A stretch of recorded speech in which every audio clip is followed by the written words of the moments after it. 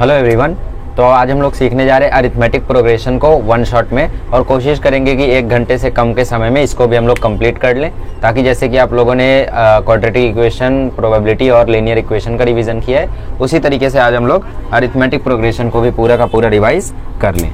ठीक, तो हम लोग कंप्लीट करने जा रहे हैं एपी को वन शॉट में। बहुत सारे लोगों को इससे दिक्कत भी है यार, मुझे समझ में नहीं आता कि आपको इससे क्या प्रॉब्लम है। इसके तो वर्ड प्रॉब्लम भी इतने चिंदी होते हैं ना कि मतलब आप लोग मतलब लीनियर इक्वेशन, क्वाड्रेटिक इक्वेशन और अरिथमेटिक प्रोग्रेशन तीनों में अगर वर्ड प्रॉब्लम का कंपैरिजन करते हो तो सबसे इजी वर्ड प्रॉब्लम इसी में होता है, सबसे इजी।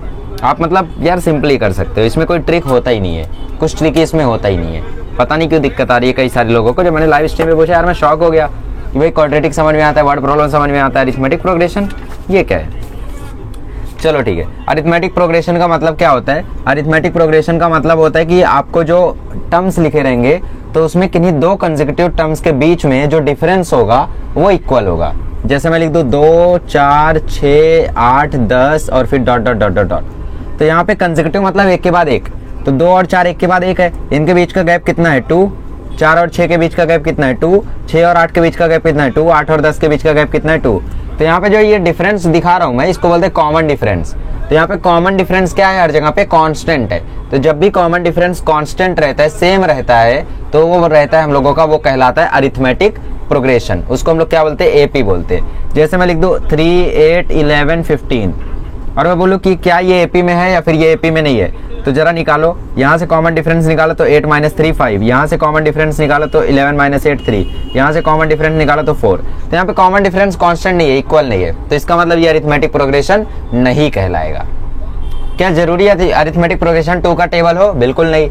वो ऐसा भी हो सकता है 1, 2, 3, 4, 5, ये भी अरिथमेटिक प्रोग्रेशन है। क्यों? क्योंकि यहाँ पे कॉमन डिफरेंस हर जगह 1 1 1 1 1 का है ना। अरिथमेटिक प्रोग्रेशन मतलब ऐसा जिसका कॉमन डिफरेंस कांस्टेंट हो। दो कंसेक्यूटिव टर्म्स के बीच का जो डिफरेंस है उसको क्या बोलते हैं? उसको कॉमन डिफरेंस बोलते हैं। कंसेक्यूटिव मतलब एक के बाद एक, वो कांस्टेंट हो तो उसको हम लोग अरिथमेटिक प्रोग्रेशन बोलते हैं। ठीक, तो आपको पहचानने के लिए 1 मार्क में आ सकता है कि कौन सा यहाँ पे अरिथमेटिक प्रोग्रेशन है ऑब्जेक्टिव में, या तो आप लोगों को 1 मार्क 1 लाइनर में पूछ लेगा कि दिया हुआ सीरीज क्या अरिथमेटिक प्रोग्रेशन है या फिर नहीं है। ठीक है, तो ऐसे क्वेश्चंस की प्रैक्टिस करके रखो। तो आपके टेक्स्ट बुक में क्वेश्चंस दिए हैं, कर लेते हैं। 2, 4, 6, 8 पूछा है, ये सब अरिथमेटिक प्रोग्रेशन है या नहीं है। तो सबसे पहले कुछ टर्म्स का ध्यान रख लो। जो पहला टर्म होता है ना, उसको हम लोग रिप्रेजेंट करते हैं ए से, या फिर इसको हम लोग रिप्रेजेंट करते हैं T1 से। फिर जो दूसरा टर्म रहता है इसको हम रिप्रेजेंट करते हैं T2 से। फिर तीसरे वाले को T3 से, चौथे वाले को T4 से, ऐसे T5, T6, T7, T8, T9, T10 ऐसे बहुत सारा रहता है। ठीक है, तो जो कॉमन डिफरेंस निकालने का फॉर्मूला होता है वो होता है T2 - T1, या तो कॉमन डिफरेंस निकालने का फॉर्मूला होगा T3 - T2, या तो कॉमन डिफरेंस निकालने का फॉर्मूला होगा T4 - T3, है ना। तो जरा निकालो T2 - T1 मतलब 4 - 2, ये देखो आया 2। यहाँ से निकालो 6 - 4, ये आया 2। हमेशा 3 कॉमन डिफरेंस निकालना। अब यहाँ पे 10, 12, 14 दे देता तो आप लोग और आगे निकालते नहीं बैठे। आपने 3 निकाला, तीनों कांस्टेंट आया, तो इसका मतलब ये क्या है? एपी में है। 3 ही निकालना है बस। ठीक है, तो यहाँ पे लिख दोगे लास्ट में therefore the common difference between any two consecutive terms is constant, therefore the given sequence is in AP। ठीक, अब यहाँ पे आप लोग सारे क्वेश्चंस को आई थिंक मचा सकते हो। रूट वाला भी इजी है, रूट वाला करा देता हूँ, अपॉन वाला करा देता हूँ, डेसिमल वाला नहीं है। डेसिमल वाला अरिथमेटिक प्रोग्रेशन नहीं है, करके देख लेना। ठीक है, हाँ नहीं है। ठीक है, वो भी कर लेते चलो। सो 2, 5/2, 7/2, 2, 5/2, 3, 7/3। ठीक, ये करेक्शन था आई थिंक क्वेश्चन में, यहाँ पे 7/2 आएगा। ठीक है, तो कॉमन डिफरेंस निकालते हैं। ये आएगा देखो A, ये आएगा देखो T2, ये आएगा T3, ये आएगा T4। कॉमन डिफरेंस निकालो तो आएगा T2 - T1 मतलब 5/2 - 2, क्रॉस मल्टीप्लाई करोगे तो आएगा 1/2। फिर कॉमन डिफरेंस निकालोगे T3 - T2 से, मतलब 5/2 3 - 5/2, तो ये आएगा 1/2 अगेन। फिर से कॉमन डिफरेंस निकालोगे तो T4 - T3 मतलब 7/2 - 3, तो ये अगेन आएगा 1/2। तो कॉमन डिफरेंस कांस्टेंट है, तो इसका मतलब ये एपी में है। फिर डेसिमल वाला देख लो। डेसिमल वाला क्या है? 0.3, 0.33 और 0.333।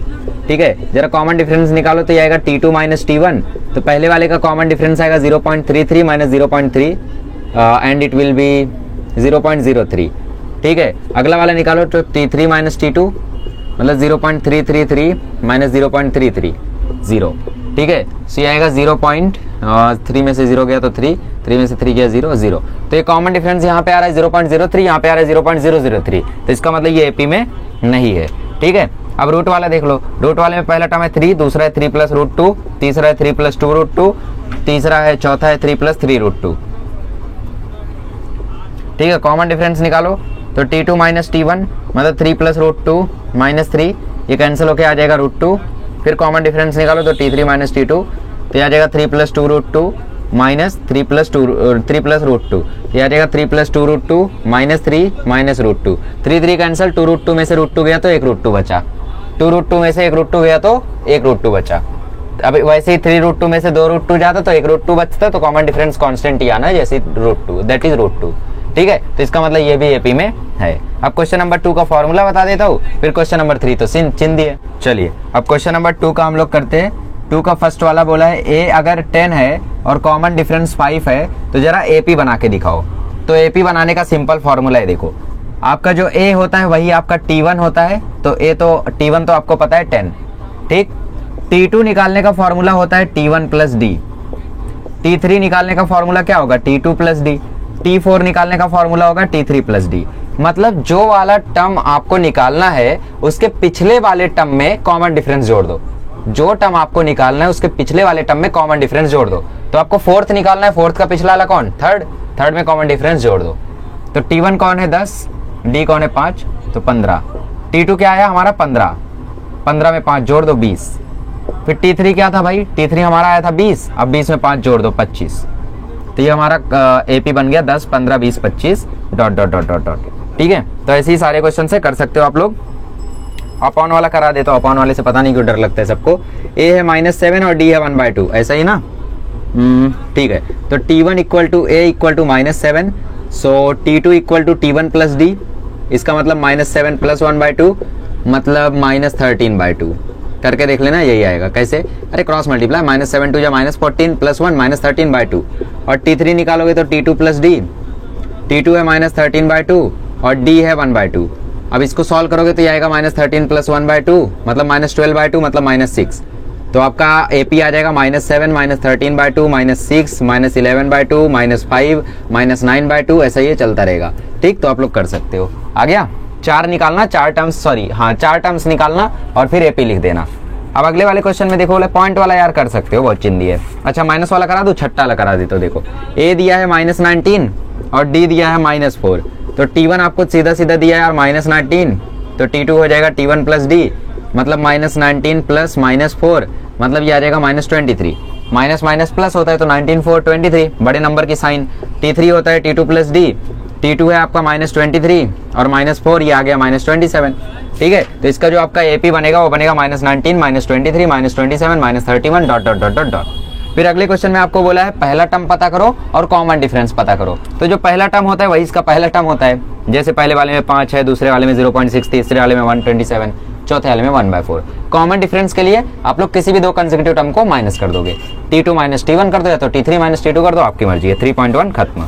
ठीक है, आगे बढ़ते हैं और अब हम लोग करते हैं 3.2।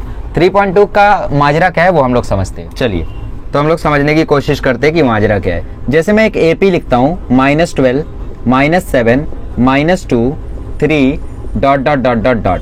अब देखो ये पहला टर्म है तो इसको T1 बोल दिया, ये दूसरा टर्म है, ये तीसरा टर्म है, ये चौथा टर्म है। भाई मेरी इच्छा हुई कि इसमें 49th टर्म क्या होगा ये पता करने की, तो यार मेरे पास इतना टाइम तो नहीं है कि मैं इसको पूरा लिखता जाऊंगा इस सीरीज को।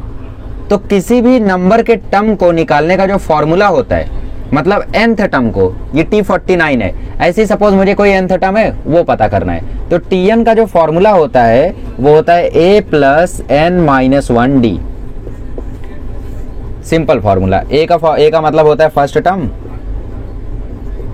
टर्म, डी का मतलब होता है कॉमन डिफरेंस, और एन मतलब जिस नंबर का टर्म आपको निकालना है। जैसे मुझे 49th टर्म इसका निकालना है तो इसका मुझे पहले ए और डी मालूम रहना चाहिए, तो ऑब्वियसली ए दिख रहा है -12 और डी आएगा -7 -12, सो ये आ जाएगा -7 + 12 विच विल बी 5। तो इसका कॉमन डिफरेंस 5 है, पहला टर्म -12 है। यार इसमें माइनस प्लस की गलती होती है बस, और कहीं गलती होती नहीं है एपी में, तो ये गलती मत करना। तो T49 क्या आएगा, T49 का ए मतलब -12 प्लस n-1 मतलब 49 -1, डी मतलब 5, तो -12 प्लस 48 इंटू 5, 48 5 जा क्या होता है 190, तो -12 प्लस 190 कर दो तो ये आ गया 178। अब अपनी पेन उठाओ और उसमें ऐसा लाइन से लिखते जाओ, तो आप लोग जब लाइन से लिखते जाओगे तो वहाँ पे देखोगे जो 49th टर्म आएगा वो होगा 178, है ना, इजी काम। चलो आगे बढ़ते हैं। तो इसमें आप लोगों को 3.2 में देखो कौन कौन से क्वेश्चन खुद से कर सकते हो। पहला वाला तो एक्टिविटी है, खुद से कर सकते हो। दूसरे वाले में 20वां टर्म पता करने बोला है, आप एन की जगह 20 रखना, एडी आप प्रोग्रेशन से निकालना, कर ले जाओगे। तीसरा कर ले जाओगे, चौथा कर ले जाओगे, पांचवा कर ले जाओगे। हाँ बाकी मैं करा देता हूँ। और सॉल्ट एग्जाम्पल की बात करें, सॉल्ट एग्जाम्पल की बात करें तो बहुत इंपॉर्टेंट है सॉल्ट एग्जाम्पल्स। 4 हैं आप लोगों के लिए, 5 हैं, 5 में से सारे कराने पड़ेंगे, तो मतलब इसमें हम लोग पूरे 10 क्वेश्चंस को करने वाले। ठीक, तो पहले एक्सरसाइज फिर सॉल्ट एग्जाम्पल्स। ठीक है, सो देखते हैं हम लोग। हाँ 6th वाला, how many 3 digit numbers are divisible by 5। कितने 3 डिजिट नंबर डिविजिबल बाय 5 है। 3 डिजिट नंबर शुरू कहाँ से होता है 100 से, सो 100 105, खत्म कहाँ होता है 999 पे, बट 999 5 से डिविजिबल है क्या, नहीं है। ठीक है, सो 995 जो होगा वो 5 से डिविजिबल होगा, तो वहां तक ये सीरीज जाएगी। तो ये जो आपका 995 है ये कौन से नंबर का टर्म है ये तो हमें पता नहीं है, बट ये जिस भी नंबर का टर्म है ये आखिरी टर्म है ना। तो जितने भी नंबर डिविजिबल हैं, जैसे मैं आपसे पूछूं कि भाई 1 से 10 तक कितने नंबर 2 से डिविजिबल है, तो मैं सीरीज क्या लिखूंगा, मैं सीरीज लिखूंगा 2 4 6 8 10, ऐसा लिखूंगा। अब ये जो 10 है ये कौन से नंबर पे आ रहा है, ये आपका जो 10 है ये आपका आ रहा है 5th नंबर पे। ठीक है, 5th नंबर पे आ रहा है, इसका मतलब क्या है कि 5 नंबर्स ऐसे हैं जो 2 से डिविजिबल हैं 1 से 10 के बीच में, और काउंट करके देख लो 2 1 2 3 4 5, है ना। तो कुछ वैसा ही 995 जिस नंबर पे आ रहा होगा उतने नंबर डिविजिबल होंगे 5 से, आखिरी वाला टर्म। ठीक है, तो ये है आपका TN। ए आपको पता है, ए आपको साफ साफ दिख रहा है पहला टर्म, और कॉमन डिफरेंस आप निकाल सकते हो, 105 में से 100 गया तो 5, और TN आपको दिया है 995, क्या आप n निकाल सकते हो इजीली, तो TN equal to a plus n-1d। तो TN आपका 995 है, a आपका 100 है, n आपको पता नहीं है, और d आपका 5 है। 100 को यहाँ लेकर आओ तो ये हो जाएगा 885, यहाँ पे 5 से ओपन कर दो तो 5n-5। अब 5 को यहाँ ले आके जोड़ दो, 5 को यहाँ ले आके जोड़ दो तो 895 में 5 जोड़ेगा तो 900 इक्वल टू 5n, तो n की वैल्यू आ जाएगी 180। अच्छा, पहले ये बात बताओ कि समझ में आया, फील मिला कि आखिर क्यों उतने ही नंबर डिविजिबल होंगे जिस नंबर पे ये होगा। जैसे मैं आपसे बोलूं 1 से 10 के बीच में कितने नंबर 3 से डिविजिबल है, तो हमें पता है ऑब्वियसली 3 ही नंबर है, 3 6 9। ठीक, बट ये 9 जिस नंबर पे आ रहा है, कौन से नंबर पे आ रहा है आखिरी टर्म 9, तीसरे नंबर पे, तो जिस नंबर पे ये आ रहा है उतने ही नंबर कितने क्या है 3 से डिविजिबल है। तो इसका मतलब आखिरी टर्म जिस नंबर पे आ रहा है वो ही डिविजिबल होता है वैसा, तो इस तरीके से पता करते हैं। ठीक है, तो कभी भी आपको डिविजिबल बाय 4 आया, डिविजिबल बाय 3 आया, तो आप ऐसी सीरीज लिखोगे, आखिरी वाले टर्म को आप मान लोगे TN और फिर n निकाल लोगे, a और d तो आपको पता ही रहेगा। ठीक है, आखिरी वाले टर्म को TN मान लेना और निकाल लेना। सीरीज कैसे बनाओगे, जैसे मैं आपको पूछ लूं 100 से लेके 200 के बीच में कितने नंबर 3 से डिविजिबल है, तो ऑब्वियसली 102 डिविजिबल है 3 से, 105 डिविजिबल है 3 से, 108 डिविजिबल है 3 से, और लास्टली आई थिंक 198 ये डिविजिबल है 3 से। तो इसको मान लो आप TN और n की वैल्यू निकाल के कमेंट कर दो। ठीक है, अब इसी तरीके से आप एक्सरसाइज के सॉल्व एग्जाम्पल में क्वेश्चन नंबर 4 आप लोग सॉल्व कर सकते हो, एग्जाम्पल नंबर 4 आप लोग सॉल्व कर सकते हो। ठीक है, अच्छा अब एक इजी क्वेश्चन कर लेते हैं इसमें। क्वेश्चन नंबर 9 देखो, क्वेश्चन नंबर 9 में बोला है कि कौन सा टर्म इस सीरीज में 11 8 5 2 इस सीरीज में कौन सा टर्म -151 होगा। तो ये -151 कौन से टर्म है ये आपको पता करना है, तो इसको मान लो TN। तो TN आपने मान लिया -151, a की वैल्यू साफ साफ दिख रही है 11, और d आप निकालोगे तो -3 आएगा, मान लो वही आएगा। तो आपको n निकालना है बेसिकली, तो TN equal to a plus n-1d। तो TN है -151, a की वैल्यू 11 है, n की वैल्यू निकालनी है, और d है आपका -3। साइन में गड़बड़ी मत करना बस, तो -151 11 यहाँ ले आओ तो -11, और ये आया -3n + 3, तो ये माइनस हुआ तो -162 इक्वल टू -3n + 3। अब माइनस यहाँ आएगा तो -162 - 3 इक्वल टू -3n, तो ये आएगा -165 इक्वल टू -3n, तो n की वैल्यू आएगी 55। मतलब 55 टर्म्स 55वें नंबर पे -151 आता है, पनवेल नहीं 55वें नंबर पे -151 आता है इसमें। ठीक है, इस तरीके से इसको सॉल्व करना था। आगे बढ़ते, 3 क्वेश्चन इसमें रह गए हैं, कर लेते हैं, फिर सॉल्व एग्जाम्पल में 4। चलिए क्वेश्चन नंबर 7 देखते हैं। क्वेश्चन नंबर 7 में आप लोगों को काफी ज्यादा इंपॉर्टेंट है, 3 मार्क में हम लोग को आया था, आपको भी आ सकता है। इसमें बोला 11th and 21st term of an AP are 16 and 29। मतलब T11 आपको दिया है 16 और T21 आपको दिया है 29 और आपसे पूछा है T41 कितना होगा। ऐसी S20 S21 ये सब पूछ लेता है आपसे, 3 मार्क का आता है। तो इसमें कुछ नहीं करने का यार, इक्वेशन बनाने का और इक्वेशन बना के उसको सॉल्व कर देने का। ए और डी मिलेगा और ए और डी ही तो चाहिए क्योंकि एन की वैल्यू तो 41 है, तो ए और डी और एन हमें मालूम पड़ गया, तो T41 स्पॉट पे आ जाएगा। देखो इसको ओपन करो फॉर्मूले से, तो ये आएगा a plus N minus 1 D equal to 16, N की वैल्यू 11 रखनी है, तो a plus 11 minus 1 D equal to 16, तो ये आंसर आएगा a plus 10 D equal to 16। ये हो गया आपका इक्वेशन 1। इसमें बनाओ a plus N minus 1 D equal to 29, तो a plus 21 minus 1 D equal to 29, तो ये आएगा a plus 20 D equal to 29। तो a plus 20 D equal to 29, ये हो गया इक्वेशन 2। सब्ट्रैक्टिंग कर दो, सब्ट्रैक्टिंग करोगे तो a कट जाएगा, इसको माइनस करोगे तो माइनस 10 डी आएगा और इसको माइनस करोगे तो माइनस 13 आएगा, माइनस माइनस कट गया तो d की वैल्यू आएगी 13/10। अब पुट कर दो d की वैल्यू 13/10 किसी भी इक्वेशन में, लेट से हम सपोज पुट कर देते इक्वेशन 1 में, तो a प्लस 10 d की वैल्यू क्या है 13/10 इज इक्वल टू 16, 10 कट गया तो a प्लस 13 इक्वल टू 16, तो a की वैल्यू आ गई 3। अब हमें a पता है, d पता है और n की वैल्यू है 41, तो जरा T41 निकालो और कमेंट कर दो, ठीक है। चलो सो आगे बढ़ते हैं, अगला क्वेश्चन करते हैं। चलिए क्वेश्चन नंबर 9 करते हैं। क्वेश्चन नंबर 9 में बोला है 10 से 250 के बीच में, अच्छा फ्रॉम बोला है, फ्रॉम और बिटवीन का भी देखो कभी कभी लोचा होता है, समझ लो अच्छे से। फ्रॉम का मतलब होता है कि 10 से 250, अगर बोला है फ्रॉम 10 to 250, ठीक, तो उसमें आप लोग 10 को भी इंक्लूड करोगे और 250 को भी इंक्लूड करोगे। ऐसा कोई कंसेप्ट है नहीं टेक्स्ट बुक में, मतलब ऐसा कोई क्वेश्चन है नहीं टेक्स्ट बुक में जहां फ्रॉम और बिटवीन में कंफ्यूजन हो जाए, बट फिर भी एग्जाम में हो सकता है। और अगर बिटवीन बोला है, बिटवीन 10 to 250, तो आप 11 को लोगे और 249 को लोगे, बट 10 और 250 को नहीं लोगे, क्योंकि बिटवीन मतलब बीच में, इनके बीच का नंबर लेना है। और फ्रॉम बोल दे तो आप लोगों को 10 भी इंक्लूड करना है और 250 भी इंक्लूड करना है। बट क्वेश्चन में बोला है डिविजिबल बाय 4, तो 4 में ऑब्वियसली 10 250 वैसे भी नहीं आते, तो फ्रॉम बिटवीन का कंफ्यूजन नहीं होगा। बट डिविजिबल बाय 2 बोला होता और बिटवीन बोल दिया होता तो आप 12 और 248 लेते, बट 10 और 250 नहीं लेते। और अगर उसमें फ्रॉम बोला होता तो आप 10 भी लेते, 250 भी लेते। जिनको ना समझ में आया भूल जाओ। सुनो, क्वेश्चन में बोले 10 से 250 तक लेके कौन कौन से नंबर 4 से डिविजिबल होंगे। तो 10 तो होता नहीं है, 11 होता नहीं है, 12 होता है, 16 होता है, 20 होता है, 250 होता नहीं है, 249 होता नहीं है, 248 होता है। तो ये मान लिया आपने Tn, ये हो गया आपका A, और कॉमन डिफरेंस आपने निकाल लिया 4, n की वैल्यू निकाल लो, n की जो वैल्यू होगी वही आपका आंसर होगा, खत्म। 10वें क्वेश्चन में बोला है 17th term of N AP, मतलब T17 इज मतलब equal 7 more than 10th term. T17 is मतलब इक्वल 7 मोर मतलब प्लस 10th टर्म मतलब T10। फॉर्मूला लगा दो, a plus 17 minus 1d is equal to 7 plus a plus 10 minus 1d। तो ये आ जाएगा a प्लस 16d और ये आ जाएगा a प्लस 9d। a हट गया, d यहाँ ले कर आओ, तो 16d minus 7d 9d equal to 7, तो 7d इक्वल टू 7, तो देयरफॉर d की वैल्यू आ गई 1। कॉमन डिफरेंस ही पूछा था शायद, तो उसकी वैल्यू आ गई 1, खत्म, कुछ नहीं था इसमें, ठीक है। आगे बढ़ते हैं। अच्छा, एग्जाम्पल नंबर 1 देखो जरा, ये पुरानी टेक्स्ट बुक से आया है। इसमें पूछा है कि दिए हुए एपी के लिए आप Tn पता करो। Tn क्या होता है? Tn होता है general nth term for a given AP. हर एक एपी का अपना खुद का एक जनरल Tn होता है। जो ये Tn आप देखते हो ना, कौन सा Tn? तमिलनाडु नहीं, देखो Tn equal to a plus n minus 1d, ये जो Tn आप देखते हो ना, ये यूनिवर्सल है, ये सब एपी के लिए है। बट हर एक एपी का अपना खुद का एक Tn होता है। कैसे होता है देखो, इसकी वैल्यू a की वैल्यू क्या है 3, और कॉमन डिफरेंस निकालोगे तो क्या आएगा 5।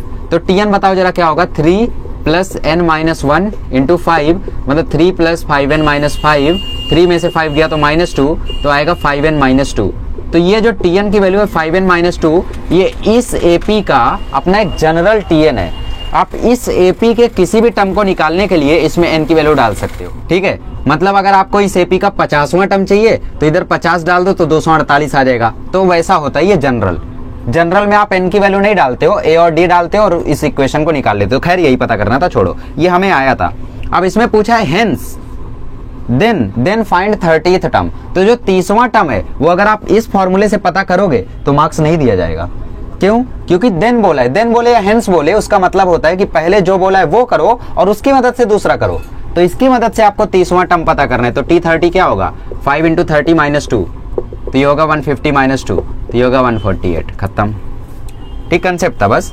अगले क्वेश्चन में बोला which term of the following AP is 560, तो मतलब ये AP है 2, 11, 20, 29, इसी में कहीं 560 भी आएगा।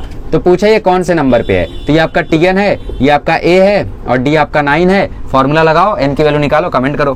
ठीक है, चलो आगे बढ़ते, 2 और वर्ड प्रॉब्लम है, कर लेते हैं। चलिए, तो क्वेश्चन में बोला है check whether 301 is in the sequence 5, 11, 17, 23 और नॉट।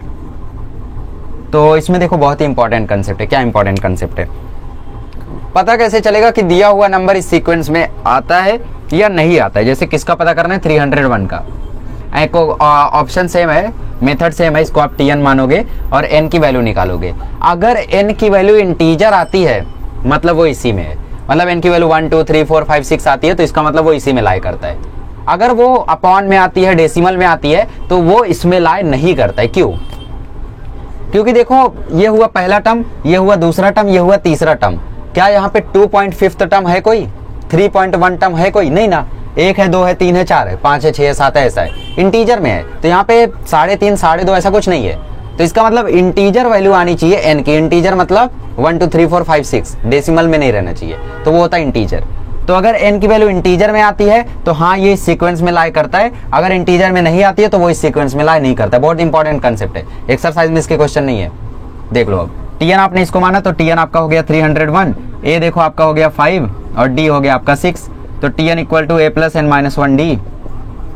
तो TN है आपका 301, A की वैल्यू है 5, N की वैल्यू आपको पता करनी है और D की वैल्यू है 6। 5 यहाँ आएगा तो ये माइनस होकर हो जाएगा 296, ये हो जाएगा 6N - 6, तो ये हो जाएगा 302 इक्वल टू 6N। तो N की वैल्यू आ जाएगी 302/6, इसको काटोगे तो आ जाएगा 151/3। ठीक है, और 151/3 क्या है? 151/3 इंटीजर नहीं है, तो इसका मतलब 301 इस सीक्वेंस में लाई नहीं करता है। अब एग्जांपल नंबर 5 बहुत इंपॉर्टेंट है। इसमें बोला है 10वां टर्म अगर 25 है और 18वां टर्म 41 है। ठीक है, बहुत ही बढ़िया क्वेश्चन है, बहुत ही बढ़िया क्वेश्चन है, ध्यान से देखो। अगर 10वां टर्म 25 है मतलब T10 आपका 25 दिया है और 18वां टर्म 41 है मतलब T18 41 है, तो पता करो 38वां टर्म मतलब T38 पता करने बोला है। देखो कैसे करेंगे, इसको ओपन करो तो A + 10 - 1D इक्वल टू 25, तो ये आ जाएगा A + 9D इक्वल टू 25। तो ये 1 है एक्चुअली। ठीक है, और यहाँ पे करेंगे तो A + 18 - 1D इक्वल टू 41, तो A + 17D इक्वल टू 41। अब जरा सॉल्व कर लो, तो A + 17D equal to 41, minus करोगे तो ये कट जाएगा, ये आ जाएगा -8D, ये आ जाएगा -16, माइनस कट गया तो D की वैल्यू आ गई 2।